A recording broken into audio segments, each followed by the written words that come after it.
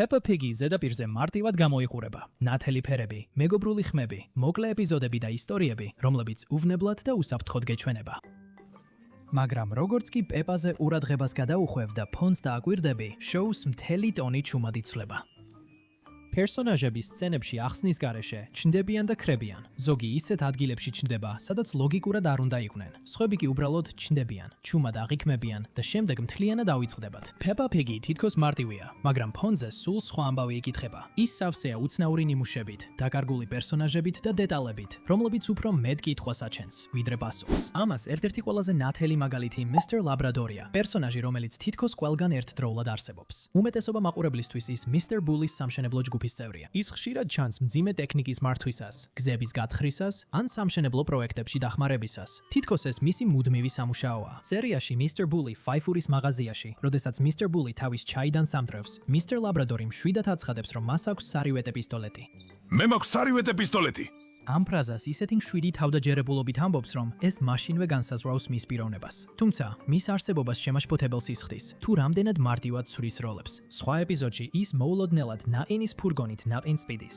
იმავე ნელა მოდუნებული ხმით, თითქოს ნაყინის გაყიდვაც უბრალოდ კიდევ ერთი დროებითი დავალებაა. სანამ სამშენებლო მოედანზე დაბრუნდება, ყველაფერი კიდევ უფრო უცნაური ხდება, როცა ნახავ, კიდევ სად ჩნდება Mr. Labrador-ი. Peppa-ს ლონდონში მოგზაურობის დროს ის ჩანს დედოფლის მცველის ფორმაში, ჩუმად დგას და უყურებს, როგორ შედიან Peppa და მისი მეგობრები სასახლეში. როცა ღორის ოჯახი ნიუ-იორკში მიემგზავრება, Mr. Labrador-ი ისევ ჩნდება, ამჯერად კამერით ხელში და ტურისტის როლში. ის იმდენად ახლოს დგას ოჯახთან, რომ თითქმის შეგნებულად ჩანს, თითქოს მათ მოძრაობებს აფიქსირებს. შემდეგ პარიზში ის ისევ იქ არის, კამერით მზადყოფნაში, ჩუმად აკვირდება ფონიდან. იგივე პერსონაჟი, რომელიც სხვადასხვა ქვეყანაში ჩნდება, ყოველთვის ახლოს და ყოველთი თვალსვის თვალსადევნებს უკვე ნაკლებად გავს დამთხვევას. ეს აჩენს არასასიამოვნო კითხვას.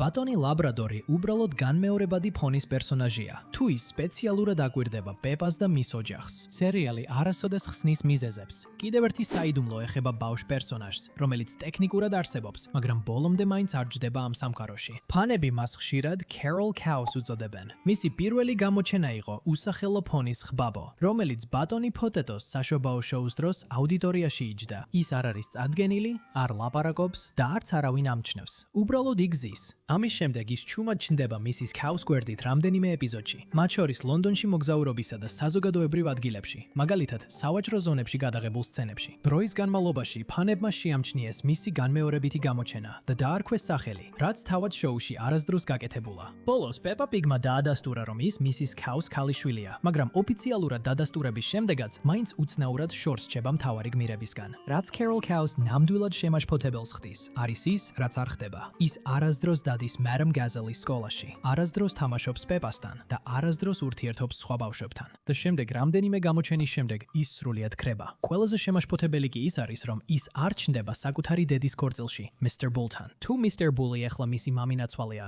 მისი არ ყოფნა შეუძლებელია უგულებელკო. შოუ არ იძლევა ახსნას, სად წავიდა, ან რატომ გაქრა ის, რის გამოც მაყურებლებს რჩებათ მხოლოდ ვარაუდი. გადავიდა სხვაგან, ჩუმად ამოიღეს სერიალიდან, თუ უბრალოდ დავიწყებული დეტალია. მსოფლიოში, რომელიც იშვიათად იყურება უკან, Peppa Pig-ის ფონი კიდევ უფრო უცნაური ხდება. როცა მეკობრე წითელწვერას გაიხსენებ, ის ღიად მეკობრეა და შოუ ამას არასდროს მალავს. მისი გამოსახულება ჩანს საბავშვო წიგნებში, ხოლო ფესტივალის ეპიზოდში მისი სახე ქალაქის მასშტაბით პლაკატებსა და ბანერებზეა გამოსახული. მთელი საზოგადოება, როგორც ჩანს, იცნობს მას, თუმცა არავინ ექცევა როგორც დამნაშავეს. პირიქით, მას ზეიმობენ, აჩვენებენ და ჩუმად იღებენ. ეს აჩენს შემაშფოთებელ მინიშნებას, რომ Peppa-ს ქალაქი ან ითმენს მეკობრეობას, ან რაიმე ფორმით სარგებელს იღებს მისგან. ფესტივალი მის პატივსაცემად ჩატარდა. მისი დაფინანსებულია, თუ უბრალოდ მის სახეს იყენებენ, შოუ არასდროს ხსნის, რატომ ექცევიან მეკობრეს როგორც ადგილობრივ სიმბოლოს. Redbird-თან დაკავშირებულია პოლი, თუთიყუში, ბაბუა ღორის შინაური ცხოველი, რომელიც ბევრად უფრო საეჭვოდ გამოიყურება, თუ ყურადღებას მიაქცევ. Redbird-თან დაკავშირებულ სურათებში პოლი ნაჩვენებია, როგორ მარხავს საგანძურს მასთან ერთად, რაც ძლიერ მიანიშნებს, რომ ის მის დანაშაულებში იყო ჩართული. ამის მიუხედავად, პოლი ასევე წარმოდგენილია როგორც ცნობილი პიროვნება. მისი გამოსახულება ჩანს მაღაზიებში გაყიდულ მარცვლეულის კუთებზე, რაც მას კომერციულ მასკოტად აქცევს. ეს უცნაური ორმაგი იდენტობა, კრიმინალური თანამზრახველი და გაყიდვადის სიმბოლო, მიუთითებს იმაზე, რომ Peppa Pig-ის სამყაროში პოპულარობა ადვილად შლის დანაშაულს.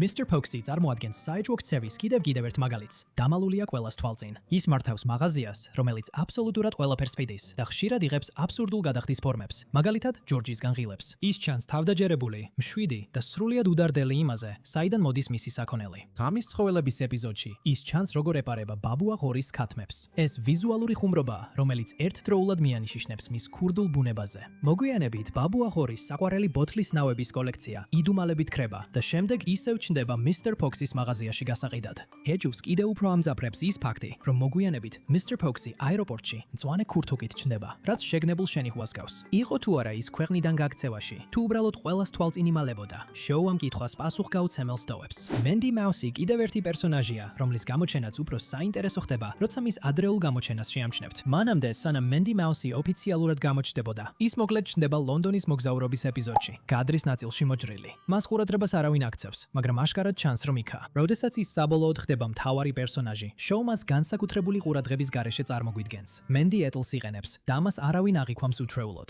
არ არის არც გაკვეთილის ეპიზოდი და არც დრამატული ახსნა. ის უბრალოდ ჯგუფის ნაწილია და სინამდვილეში შოუ ხაზს უსვამს, რომ ხშირად ბავშვებს შორის ყველაზე სწრაფია. მისი ადრინდელი, ფონზე გამოჩენა მიზანმიმართულად ჩანს. თითქოს Mandy ყოველთვის უნდა ყოფილიყო პეპას სამყაროს ნაწილი და უბრალოდ ყურადღების ცენტრში მოხვედრას ელოდა. Molly Molly, Peppa Pig-ში უფრო ჩუმად და არათანმიმდევრულად არსებობს. ის აშკარად მადამ გაზელის კლასის ნაწილია, მაგრამ მხოლოდ მაშინ ჩნდება, როცა ჯგუფს დამატებითი ბავშვები სჭირდება. შვები სჭირდება. ეკრანზე ის ამბობს ფრაზას, რეაგირებს მომხდარზე და შემდეგ ისევ ფონში ქრება. Molly ნაკლებად გავს სრულად ჩამოყალიბებულ პერსონაჟს და უფრო იმ ადამიანს, რომელიც უბრალოდ სივრცის შესავსებად არსებობს. არის, მაგრამ არასდროს ცენტრალური. Penny პოლარული დათვი კი მნიშვნელოვანი ჩანს. მიუხედავად იმისა, რომ იშვიათად ჩნდება, მას სათვალე უკეთია. თამაშობს ყინულის ჰოკეის და გამოკვეთილი ხასიათი აქვს. თუმცა ის დიდი ხნით ქრება და შემდეგ ისე ბრუნდება, თითქოს სულ იქ იყო. მისი არასტაბილური ყოფნა მას უფრო ფონურ პერსონაჟად კი არ აქცევს, არამედ ისეთ ადამიანად, რომელსაც შოუ უბრალოდ ავიწყდება გამოიყენოს. Belinda Bear სხვანაირად არის დამალული. მას არ უგულებელყოფენ იმიტომ, რომ სხვებში ერევა, არამედ იმიტომ, რომ ის უფროსი ასაკის ჯგუფს ეკუთვნის, რომელსაც შოუ იშვიათად აქცევს ყურადღებას. ის ჩნდება Chloe-ის და სხვა უფროსი ბავშვების გვერდით. ღიად ამბობს, რომ თითქმის 10 წლის, სკეიტბორდით დადის, რჩევებს აძლევს და იქცევა ისე, როგორც ადამიანი, რომელმაც უკვე გადააბიჯა პეპას სამყაროს. მისი დიზაინი და დამოკიდებულება გამოარჩევს მას სხვებისგან, რაც ნათელს ხდის, რომ Peppa Pig-ის სამყარო სცდება საბავშვო ჯგუფს, მიუხედავად იმისა, რომ შოუ იშვიათად ეხება ამას. Mr. Barry კი ერთ-ერთ ყველაზე უცნაურ შემთხვევას წარმოადგენს. ის ჩნდება ზუსტად ერთ ეპიზოდში და შემდეგ აღარასოდეს ჩანს. არც ფონის კამეო, არც განმეორებითი როლი, არც რაიმე მოხსენიება. ის არსებობს მოკლედ და შემდეგ სრულად ქრება, რაც მას უფრო დავიწყებულ ფაილად აქცევს, ვიდრე Peppa Town-ის ნამდვილ მცხოვრებად. ქალბატონი Matri მნიშვნელოვანი ჩანს, როცა ჩნდება, მართავს დიდ ფერმას და თავდაჯერებულად ატარებს ბავშვებს მასში, მაგრამ მისი პირადი ცხოვრება დაუმთავრებლად გამოიყურება. მიუხედავად იმისა, რომ შოუ ამბობს, რომ ის ბატონ მაჩუზეა დაქორწინებული, ის იშვიათად ჩანს ან იხსენიება, რაც ქმნის შეგრძნებას თითქოს მისი ცხოვრების მთელი ნაწილი ამოღებულია ნარატივიდან. და ბოლოს არის ბატონი გაზელი, პერსონაჟი, რომელიც ტექნიკურად საერთოდ არ არის წარმოდგენილი. მეცნიერების მუზეუმში ერთ-ერთ ნახატზე ის გამოსახულია ძველ სამხედრო ფორმაში, რომელიც საუკუნეების წინანდელია. იმის გათვალისწინებით, რომ Madame Gazelle როგორც ჩანს უკვდავია, პორტრეტი მიანიშნებს, რომ მისი ქმარი შესაძლოა ასევე უკვდავი იყოს. თუ ეს ასეა, მაშინ ბატონი გაზელი არ გამქრალა. ის უბრალოდ სხვაგანაა. შესაძლოას ძინავს, იმალება, ან ელოდება დროს, როცა შოუ მას ისევ გაიხსენებს. როგორც კი ამ ფონურ პერსონაჟებს შეამჩნევთ, Peppa ღორი აღარ გეჩვენებათ როგორც უბრალო საბავშვო მულტფილმი. ის ხდება სამყარო, რომელიც სავსეა დაუმთავრებელი ამბებით, დავიწყებული ადამიანებით და ისტორიებით, რომლებიც კადრს მიღმა ვითარდება და რაც უფრო ყურადღებით უყურებ, მით უფრო ნათელი ხდება, რომ Peppa ღორის ფონური სამყარო სულაც არ არის ცარიელი. ისიც შენ გიყურებს.